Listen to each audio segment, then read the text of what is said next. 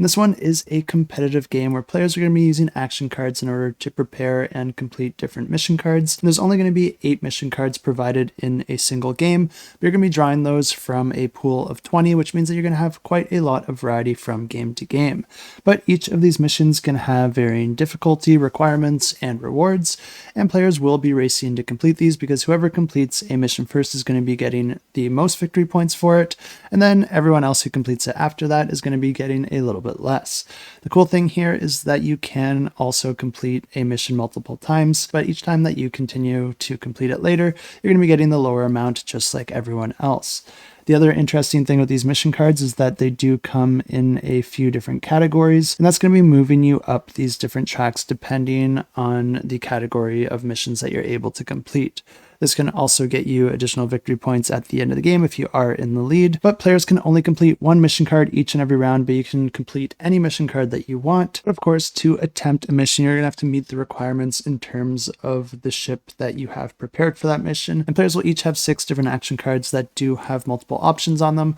but players will only be able to play 5 of the 6 cards in order to prepare their ship and do different things like upgrade the different components, add fuel, boosters, or life support, or even astronauts for manned missions. And each of these could be added just to fulfill the minimum requirements to actually attempt the mission. But what's really neat about the way that the missions actually resolve is that each of these missions have a number of technology cards that need to be drawn in order to determine whether that mission is going to be a success or a failure. Each of the numbered rows on a mission card indicate the different phases of that mission, and these could represent launching your ship, detaching different components, landing, or even detaching your escape pod in order to send your astronauts back home. But for each of these, you're going to have to draw a certain number of cards, and the more of these cards that you draw, the more risky that mission is going to be, because you're going to be drawing these cards from the specific decks on your own personal player board, with each of these decks having a certain amount of failures or issues that could arise in that phase of the mission. This could cause injuries or loss of your astronauts, or even complete failures of certain parts of your ship, which could potentially cost you the mission.